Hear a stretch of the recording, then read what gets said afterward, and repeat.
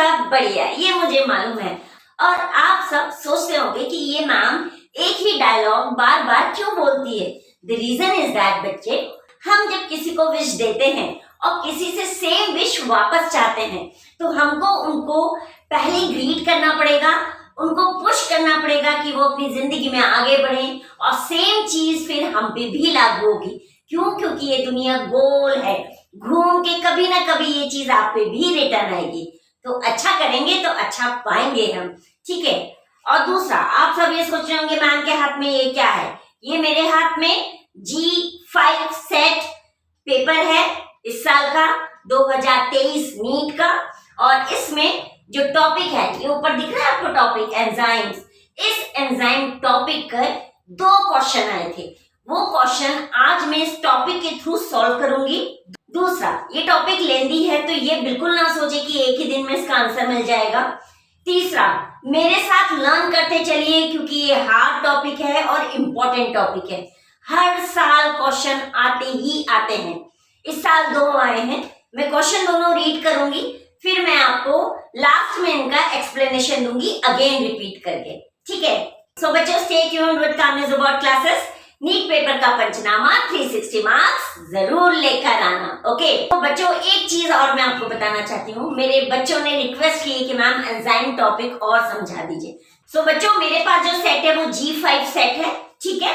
और पहला क्वेश्चन देखिए, मैंने यहाँ बोर्ड पे भी लिखा है, एनसीईआरटी के पेज नंबर 158 पे आपको मिल जाएगा। और उसका जो टॉपिक है कंसंट्रेशन ऑफ सबस्ट्रेट हेडिंग है इस टॉपिक की। मेरी ये जो बुक ओल्ड है, आप न्यू बुक से टैली कर सकते हैं, ओके। क्वेश्चन नंबर क्या है मेरा? 139 किसका है? इस नीट पेपर का। सो क्वेश्चन है, malonate inhibits the growth of pathogenic bacteria by inhibiting the activity of, options है dinitrogenase, succinic dehydrogenase, amylase and lipase. So बच्चों, करेक्ट आंसर है इसका सुसिनिक डिहाइड्रोजिनेस। कैसे आएगा ये आंसर? ये लास्ट में इस टॉपिक के आपको मिल जाएगा। तो चलिए बच्चों, दूसरा क्वेश्चन देखते हैं इस एंजाइम टॉपिक का। और जो दूसरा क्वेश्चन है बेटा, वो एसेशन रीजन है, ठीक है। सो ये जो एसेशन रीजन है इस पेपर के अकॉर्डिंग क्वेश्चन नंबर 163 है और एनसीईआरटी बुक के अकॉर्डिंग क्वेश्चन नंबर 158 है। क्लियर? तो चलिए मैं क्वेश्चन रीड कर रही हूँ। Low temperature preserves the enzyme in a temporary inactive stage, whereas high temperature destroys enzymatic activity because proteins are denatured by heat. Statement 2 है इसका, when the inhibitor closely resembles the substrate in its molecular structure and inhibits the activity of the enzyme, it is known as competitive inhibitor. In the light of above statement, choose the correct answer from the option given below. So in this way, हमने ये देखा कि 2 questions आए ही आए हैं enzyme chapter से। दोनों का आंसर हम लास्ट में एक जब रिव्यू करेंगे तब देखेंगे कि किस तरीके से यह आंसर निकला, ठीक है। तो चलिए बच्चों, अब हम एंजाइम के बारे में जान लेते हैं। आखिर में ये एंजाइम होती क्या है, ठीक है। सो सबसे पहले हम डेफिनेशन पढ़ लेते हैं इसकी। Enzymes are proteinaceous substances which are capable of catalysing chemical reactions of biological origin without undergoing any change, called biocatalyst. तो पहली चीज दिमाग में रखिए, एंजाइम को हम और क्या बोलते हैं? बायोकैटलिस्ट। बायो क्यों लगाया मैंने और कैटलिस्ट क्यों लगाया? कैटलिस्ट का मतलब होता है break down of complex organic material into the simpler form, clear, with the release of energy. यानी जब भी कोई complex organic molecule break down होगा और सिंपलर ऑर्गेनिक मॉलिक्यूल बनाएगा with the release of energy, वो क्या कहलाएगा? वो कहलाएगा कैटलिज्म, यानी टूटना, क्लियर। बायो यानी हमारी बॉडी, और अगर मैं बोलूं प्लांट टिश्यू, एनिमल टिश्यू और द माइक्रोबियल मास, अगर हम इनको देखें तो सबकी बॉडी बेसिकली 2 मेन चीज से बनी है। वन इज एलिमेंट एंड दूसरा है कंपाउंड्स। किससे बनी है बच्चों? Elements and compounds. So elements कौन कौन से हैं? Carbon, hydrogen, oxygen and nitrogen, यानी ये 4 elements are very much important. और कंपाउंड्स कौन कौन से हैं? Protein, carbohydrate, nucleic acid and lipids, clear. So जब हमारी बॉडी इन सब से मिलकर बनती है तो बेसिकली वो एक कॉम्प्लेक्स ऑर्गेनिक बॉडी बनाती है। और उस कॉम्प्लेक्स ऑर्गेनिक बॉडी को नीड भी उतनी ही कॉम्प्लेक्स ऑर्गेनिक मटेरियल की तरह होगी, यानी हम प्रोटीन बाहर से खाते हैं, हम कार्बोहाइड्रेट बाहर से खाते हैं, हम न्यूक्लिक एसिड भी बाहर से खाते हैं, हम लिपिड भी बाहर से खाते हैं in the form of fat, ठीक है। बट हमारी बॉडी में भी ये सारी चीजें बन रही हैं और सारी चीजें कैटलिस्ट भी हो रही हैं, यानी कहीं ना कहीं हम दोनों एक दूसरे से कनेक्टेड हैं, ठीक है। तो फिर से हम एक बार रीड करते हैं ये definition. Enzymes are proteinaceous substance. तो एंजाइम क्या है, पहली चीज क्लियर करिए, प्रोटीन के बने सब्सटेंसेस हैं, okay, which are capable of catalysing chemical reactions. ये कैपेबल है कैटेलाइज यानी ब्रेक डाउन करने के लिए केमिकल रिएक्शंस में, ऑफ बायोलॉजिकल ओरिजिन, जो बायोलॉजिकल ओरिजिन से बने हैं। और कौन कौन बने हैं बच्चों बायोलॉजिकल ओरिजिन से, कार्बन, हाइड्रोजन, ऑक्सीजन, नाइट्रोजन, फिर आपका आ जाएगा carbohydrate, protein, okay, nucleic acid and lipids, clear. Without undergoing any change, without undergoing any change, बिना किसी चेंज के, क्लियर, उसको हम बोलते हैं बायोकैटलिस्ट, क्लियर हुआ। यानी एंजाइम्स क्या है हमारे, एंजाइम्स हमारे प्रोटीन के सब्सटेंसेस हैं जिनके पास एक ताकत होती है केमिकल रिएक्शन करने की, जो हेल्प करते हैं कैटेलाइजिंग करने के लिए ऐसे मॉलिक्यूल्स को जो बायोलॉजिकल ओरिजिन हो, विदाउट अंडरगोइंग एनी चेंज, यानी कोई चेंज नहीं होगा फाइनल प्रोडक्ट में, क्लियर। ऐसे एंजाइम्स को हम क्या बोलते हैं, बायोकैटलिस्ट, क्लियर यार, बायोकैटलिस्ट। बायो यानी carbon, hydrogen, oxygen, nitrogen, element, compounds यानी carbohydrate, protein, nucleic acid and lipids. हम ये बाद में जानेंगे कि लिपिड्स हमारा मैक्रोमोलेक्यूल नहीं है, वो सब बात की चीजें हैं, अभी आप सिंपल याद रखिए बस, ठीक है। एलिमेंट्स यानी कार्बन, हाइड्रोजन, ऑक्सीजन, नाइट्रोजन, और कंपाउंड्स यानी बच्चों carbohydrate, proteins, nucleic acid and lipids, clear. Now what we call this enzyme, biocatalyst, biocatalyst. अब देखिए डिस्कवरी किसने करी इसकी, ठीक है। सो फर्स्ट टाइम डिस्कवरी किसने की बच्चों, ब्रुशनर ने की। कैसे की, वो बेसिकली फर्मेंटेशन ऑफ शुगर कर रहे थे, तो बाई चांस इसकी डिस्कवरी उनसे हुई, ठीक है। एक्चुअली बच्चों जो उसको नेम दिया वो दिया क्यून ने, ठीक है। किसने दिया, क्यून ने। डिस्कवरी किसने करी, बाई चांस ब्रुशनर ने। डिस्कवरी किसने की, ब्रुशनर ने, और इसको नाम किसने दिया, क्यून ने, ठीक है, क्लियर ओवर हियर। अब बेसिकली एंजाइम्स टू टाइप के मेनली होते हैं, one is exo enzyme and second one is endo enzyme. So मैं इधर हो जाती तो आपको अच्छे से दिखेगा, exo enzyme and endo enzyme. Exo यानी लिविंग सेल के बाहर, एंडो यानी लिविंग सेल के अंदर। देखिए लिखा है outside the living cell, inside the living cell, ठीक है।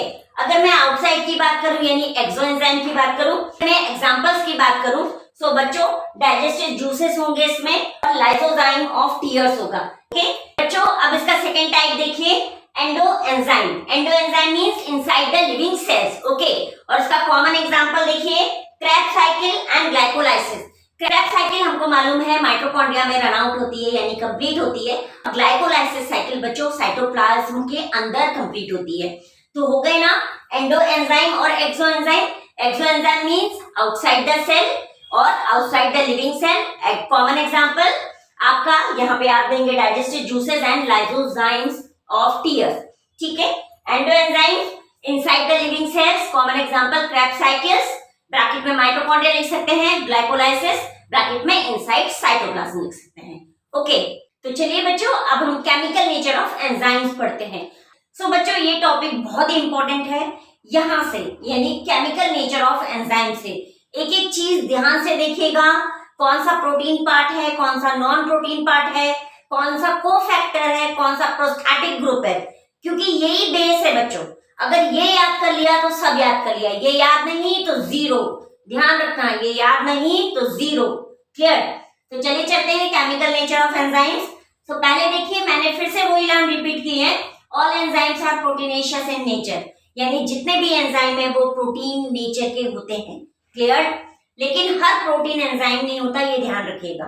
मैं एंजाइम पढ़ा रही हूँ, मैंने आपको ये बोला जितने भी एंजाइम है they are proteinaceous in nature, but all proteins are not enzymes, ध्यान रखिएगा इसका। लेकिन एंजाइम का बोल रही हूँ तो बस प्रोटीन है, ठीक है। अब देखिए मैंने यहाँ एक लाइन ड्रॉ करी है, मैं ये बताना चाह रही हूँ बेसिकली जो हमारे प्रोटीन होते हैं बच्चों वो एक लाइन स्ट्रक्चर होते हैं। ये प्राइमरी प्रोटीन भी होते हैं, सेकेंडरी भी होते हैं, टर्शरी भी होते हैं। जब भी टर्शरी प्रोटीन्स होते हैं तो ये कई सारे फोल्ड्स बनाते हैं, क्योंकि इनका स्ट्रक्चर एक लाइन जैसा होता है। तो ये बहुत सारे फोल्ड्स बनाते हैं और अंदर एक पॉकेट्स बना लेते हैं, ठीक है।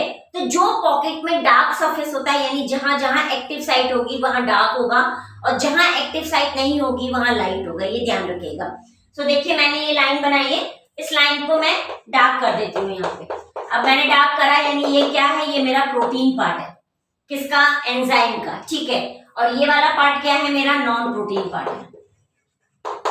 तो ये चीज ध्यान रखिए, यानी जो एंजाइम्स है वो प्रोटीनेशियस भी होती है और नॉन प्रोटीनेशियस भी होती है। क्लियर, हमको इस चीज से ये क्लियर हो गया, जो एंजाइम्स हैं वो प्रोटीनेशियस भी होती हैं और नॉन प्रोटीनेशियस भी होती हैं। क्लियर, तो नॉन प्रोटीनेशियस कैसी होंगी ये हम अभी आगे देख रहे हैं, ठीक है। सो ये देखिए, some nucleic acid behave like enzyme.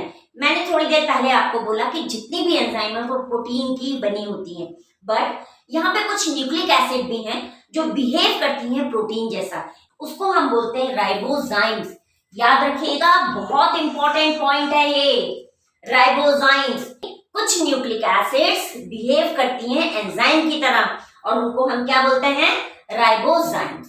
Clear, क्या बोलते हैं बच्चों, राइबोजाइम्स।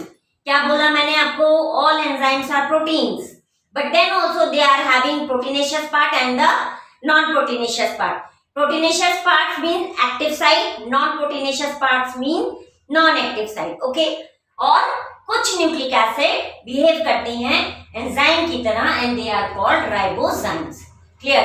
अब देखिए, एंजाइम्स बेसिकली टू टाइप्स की मैंने आपको बोला, एक बोला प्रोटीनेशियस पार्ट और एक बोला मैंने नॉन प्रोटीनेशियस पार्ट। तो अगर मैं इसको दो में डिवाइड करूंगी, सिंपल एंड कॉन्जुगेटेड। कितने में डिवाइड किया मैंने, टू पार्ट्स में, simple and conjugated. If it is simple it means it is completely purely enzymes. Clear, क्या है ये simple, completely protein, purely protein enzymes. Clear, कौन से एग्जांपल्स आएंगे इसमें, trypsin, pepsin and urease. Trypsin, pepsin and urease. Trypsin और pepsin हमने कहाँ पढ़ा है, हमने डाइजेस्टिव सिस्टम में पढ़ा है। सो डाइजेस्टिव सिस्टम का जब मैं प्रोसेस बताऊंगी तब उसका यूज मैं वहां पे बताऊंगी आपको। क्लियर, कॉन्जुगेटेड एंजाइम को मैंने टू पार्ट में डिवाइड किया, one is proteinaceous and second one is non protein. ठीक है, प्रोटीन पार्ट और non protein part. Protein part है तो उसको हम एपो एंजाइम बोलेंगे, यानी ये वो एक्टिव साइट है जो प्योरली प्रोटीन की बनी है। क्या बोलूंगी मैं इसको, एपो एंजाइम। क्या बोलूंगी, एपो एंजाइम, एपो एंजाइम। और जो नॉन प्रोटीन पार्ट है उसको मैं क्या बोलूंगी, कोफैक्टर्स, यानी यहाँ पे प्रोटीन पार्ट नहीं है, यानी ये इनएक्टिव साइट होगी। ठीक है, क्या बोलूंगी, कोफैक्टर्स, कोफैक्टर्स। याद रखिए, एपो एंजाइम और कोफैक्टर को जब मैं मिला के क्या बोलूंगी, होलो एंजाइम्स। क्या बोलूंगी, होलो एंजाइम्स। फिर से एक बार बच्चों इसको मैं रिपीट करती हूँ, enzymes are divided into two parts, simple and conjugated. If it is simple, it means it is formed of complete protein. ठीक है, so protein है, complete है, यानी पेप्सिन है, ट्रिप्सिन एंड यूरेज है। Conjugated, again it is divided into two part, one is proteinaceous and second one is non-proteinaceous. अगर protein है तो एपो एंजाइम कहलाएगा, क्योंकि ये प्योर प्रोटीन पार्ट है और एक्टिव साइट है। अगर नॉन प्रोटीन है तो इनएक्टिव साइट है और प्योर प्रोटीन पार्ट नहीं है। इनको क्या बोलेंगे हम, कोफैक्टर्स। एपो एंजाइम और कोफैक्टर्स, इन दोनों को मिला देंगे तो होलो एंजाइम्स। क्या बोलेंगे, होलो एंजाइम। कोफैक्टर्स का पूरा एक्सप्लेनेशन आपकी एनसीईआरटी बुक में दिया हुआ है, क्लियरली दिया हुआ है। यहाँ मैं जो भी चीज आपको एक्सप्लेन कर रही हूँ बच्चों, वो सब कुछ आपकी एनसीईआरटी में है। बट थिंग इज दैट ये लास्ट पेज पे है, मैंने इसको पहले एक्सप्लेन किया है क्योंकि ये याद करना कंपलसरी है, तो ही आप क्वेश्चन लगा पाएंगे। याद रखिए। तो बच्चों क्लियर दिस पार्ट। चलिए अब कोफैक्टर्स पे आते हैं। कोफैक्टर्स यानी non protein part of enzyme. ठीक है, सो स्मॉल होगा कोफैक्टर्स, हीट स्टेबल यानी ये हीट की स्टेबिलिटी को बियर कर सकता है।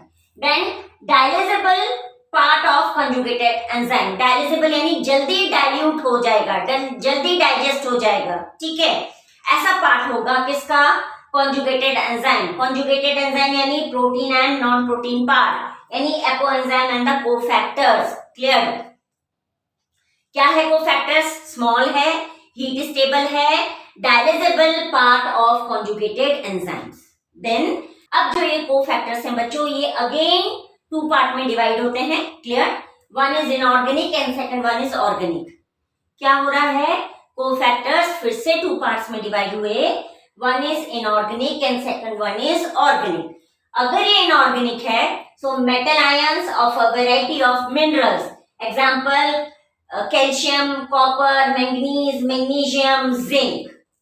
क्या क्या एग्जांपल हैं, copper, calcium, magnesium, manganese and zinc, all these are the examples etcetera. यहाँ पे ETC भी लगा दीजिए, यानी ऐसे और मिनरल्स जो इंडिविजुअली प्रेजेंट है हमारे लैंड में, वो सारे के सारे इनऑर्गेनिक मेटल्स में आएंगे, ठीक है। किस में आएंगे, इनऑर्गेनिक कोफैक्टर्स में, इनऑर्गेनिक कोफैक्टर एंजाइम्स में, क्लियर। यानी तीनों में से कोई भी चीज आती है तो आपको पता होना चाहिए, है ना। तो इनको हम फाइनली क्या बोलेंगे, एक्टिवेटर्स। क्या बोलेंगे, एक्टिवेटर्स। फिर से रिपीट करूं एक बार, cofactors again divided into two parts, inorganic and organic. Inorganic यानी metal ions of a variety of minerals, और कौन कौन सी वेराइटी है, कॉपर है, कैल्शियम है, मैंगनीज है, मैग्नीशियम है और जिंक है, एक्सेट्रा, यानी और भी है, पोटेशियम भी होगा इसमें, ठीक है। ये क्या कहलाएंगे, एक्टिवेटर्स, एक्टिवेटर्स, क्लियर। अब इस पे आइए ऑर्गेनिक पे, अगेन ऑर्गेनिक टू पार्ट में डिवाइड हो रहा है यहाँ पे, coenzymes and prosthetic enzyme, coenzymes and prosthetic enzymes, coenzymes and prosthetic enzymes. रट डालना, बिना रटे काम नहीं चलेगा, रटना तो पड़ेगा, ठीक है। कोएंजाइम से बच्चों easily separable non protein part of cofactors from the apoenzymes. Apoenzymes यानी प्रोटीन पार्ट, प्रोटीन पार्ट से जब नॉन प्रोटीन पार्ट जुड़ेगा तो इजिली सेपरेट हो जाएगा किसी रिएक्शन के थ्रू, उसको कोएंजाइम बोलेंगे। क्या बोलेंगे, कोएंजाइम।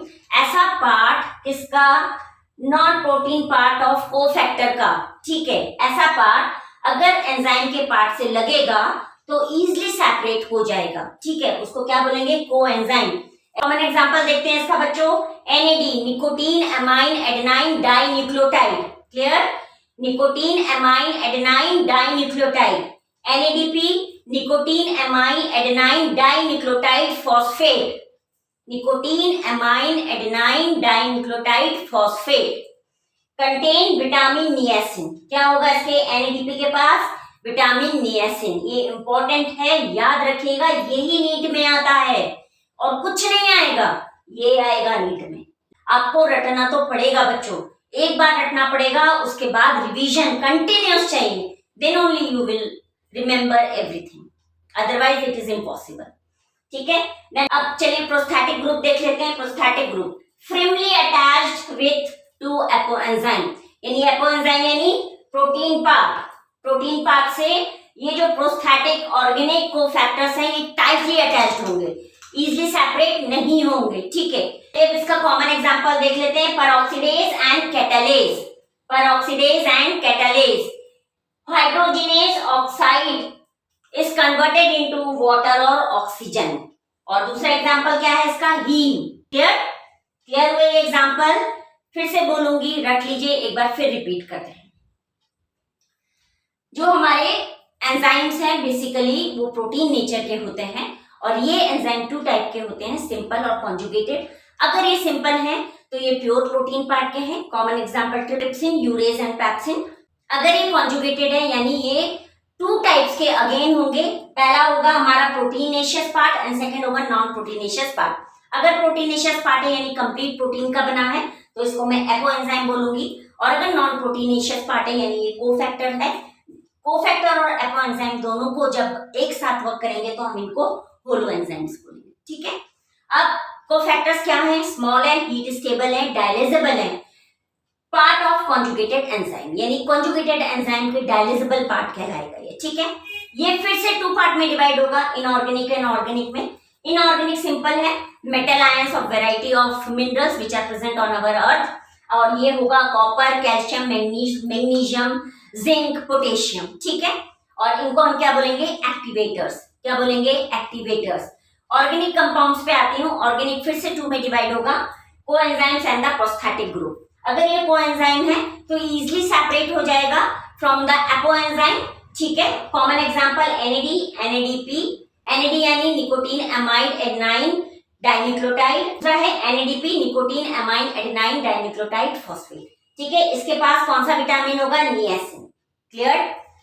प्रोस्थेटिक ग्रुप पे आते हैं, फ्रिमली और टाइटली अटैच्ड होगा एपोएंजाइम से यानी प्रोटीनेशियस पार्ट से, और इसका common example peroxidase and catalase है, जो बेसिकली हाइड्रोजनेज परऑक्साइड को कन्वर्ट करेगा वाटर और ऑक्सीजन में। ठीक है, और इसका दूसरा example haem.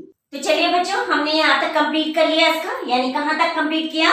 Coenzyme and prosthetic group तक। ओके, चलिए बच्चों, अब कोएंजाइम और प्रोस्थेटिक एंजाइम का थोड़ा बहुत पार्ट और जान लेते हैं। सो ये दोनों, कौन दोनों? कोएंजाइम्स एंड प्रोस्थेटिक एंजाइम क्या करती है? Take part in group transfer. किसमें यूज होती है? To transfer the group. किसमें यूज होती है? किसी ग्रुप को ट्रांसफर करने में। यानी हम ये कह सकते हैं बच्चों, जब कोई रिएक्शन चल रही है और उसका कोई ग्रुप एंजाइम को इधर से इधर ट्रांसफर करना है, तो वो ये काम में माहिर है। क्या है? माहिर है। यानी एंजाइम का काम क्या है? एंजाइम यानी कोएंजाइम और प्रोस्थेटिक एंजाइम का काम क्या है? ग्रुप ट्रांसफर करने में। किसी भी केमिकल रिएक्शन में नया प्रोडक्ट बनाते टाइम ग्रुप को ट्रांसफर करना इनका काम है। किनका काम है? कोएंजाइम्स एंड प्रोस्थेटिक का। ठीक है, अब देखिए, मैंने प्रोस्थेटिक एंजाइम के बारे में यहाँ कुछ लिखा है। Required single apoenzyme for group transfer, यानी ये जो ग्रुप ट्रांसफर होगा इसके लिए इसको केवल एक सिंगल एपोएंजाइम की नीड है। क्या नीड है? सिंगल एपोएंजाइम की। बट अगर मैं कोएंजाइम की बात करूं तो इसको मोर देन वन एपोएंजाइम की नीड पड़ेगी ग्रुप को ट्रांसफर करने में। ठीक है, क्या कर रहा है ये? Needs different apoenzyme for picking up the group, यानी ग्रुप को पिक करने में भी इसको मोर देन वन एपोएंजाइम की नीड है, एंड ट्रांसफरिंग द सेम, और ट्रांसफर करने में भी इसको मोर देन वन एपोएंजाइम की नीड है। कुल मिला के ये बोले हम कि जो कोएंजाइम है उसको ग्रुप को पिक करने में और ग्रुप को ट्रांसफर करने में मोर देन वन एपोएंजाइम की नीड पड़ेगी, और प्रोस्थेटिक एंजाइम को केवल एक एपोएंजाइम की नीड पड़ेगी ग्रुप को ट्रांसफर करने में। ठीक है, कुछ और एग्जांपल कुछ बुक्स में लिखे थे जो मैंने यहाँ लिखे हैं, वो देखिए। कोएंजाइम में भी कोएंजाइम का पार्ट है। वाटर सॉल्युबल विटामिन आते हैं किसमें? कोएंजाइम्स में। Water soluble vitamin mainly B and C, यही हमारे वाटर सॉल्युबल विटामिन होते हैं। इसमें थायमिन एंड राइबोफ्लेविन भी मैंने ऐड कर दिया है। ठीक है, नॉर्मली बच्चों हमारे विटामिन हमने जो पढ़े हैं वो A B C D E और K होता है, तो उसमें B और C जो है बच्चों वो हमारे वाटर सॉल्युबल विटामिन है। यानी कोएंजाइम्स के पास और क्या है? Water soluble vitamin B and C. Thiamine and riboflavin भी इसका एग्जांपल है। ठीक है, और प्रोस्थेटिक ग्रुप का तो हमने यहाँ पर लिया था हीम, और परऑक्सीडेज एंड कैटालेज क्या हेल्प करते हैं? हाइड्रोजन परऑक्साइड की मदद से वाटर और ऑक्सीजन में कन्वर्ट करते हैं। ठीक है, वन मोर एग्जांपल मैंने यहाँ लिखा है इनऑर्गेनिक का, जो हमारे क्या है? मेटल आयंस है। जिंक यूज होता है फॉर प्रोटोलाइटिक एंजाइम कार्बोऑक्सी पेप्टिडेज के लिए। ठीक है, ये एग्जांपल आपकी एनसीईआरटी की बुक में लिखा है, इसलिए बच्चों मैंने यहाँ पे दिया। क्या है? जिंक यहाँ पे एक एक्टिवेटर है। एक्टिवेटर यानी इनऑर्गेनिक मेटल आयंस है जो किसमें यूज करते हैं? प्रोटोलाइटिक एंजाइम कार्बोऑक्सी पेप्टिडेज की reaction. Clear? So this is all about a small description of enzyme and specially chemical nature of enzyme. ठीक है, तो एक बार इसको रिपीट कर लेती हूं मैं, फिर बोलूंगी। रट लीजिए, रटना तो आपको पड़ेगा बच्चों, बिना रटे काम नहीं चलेगा। ठीक है, सो एंजाइम, एंजाइम यानी प्रोटीनेशियस सब्सटेंसेस जो बिहेव करते हैं बायोकैटालिटिक की तरह, और लास्ट में बिना चेंज किए हमको सेम प्रोडक्ट देते हैं with in very short duration. ठीक है, वो कैसे देंगे? क्या टेम्परेचर रहेगा इनका? किस तरीके से ये डीनेचर्ड होते हैं? किस तरीके से ये कॉम्पिटिटर इनहिबिटर बनाते हैं? ये सारी की सारी चीजें इसमें पढ़ने के लिए तैयार रहिए, क्योंकि ये लेंथी टॉपिक है, और यहीं से स्टार्ट कर दीजिए रटना, वरना बहुत मुश्किल होगी बच्चों, बहुत। Literally I am telling you. ठीक है, सो मैंने आपको फिर से बोला, क्या बोला? एंजाइम क्या है? प्रोटीन पार्ट है, और किसमें हेल्प करते हैं? एज अ बायोकैटालिटिक वर्क करते हैं, प्रोडक्ट हमें देते हैं बिना उसके स्ट्रक्चर को चेंज किए। ठीक है, मेन काम इनका क्या होता है? ग्रुप ट्रांसफर करना, और किसी भी तरीके से जो भी प्रोडक्ट है उसको डाइल्यूट करके नया प्रोडक्ट हमको दे देना। ठीक, उसके बाद बच्चों मैंने आपको बोला जो एंजाइम्स है बेसिकली वो proteinaceous and non proteinaceous part के हैं। क्यों? क्योंकि जो हमारी प्रोटीन है वो एक लंबी लाइन की अगर मैं मान लूं तो वो प्राइमरी, टर्शरी और सेकेंडरी होती है।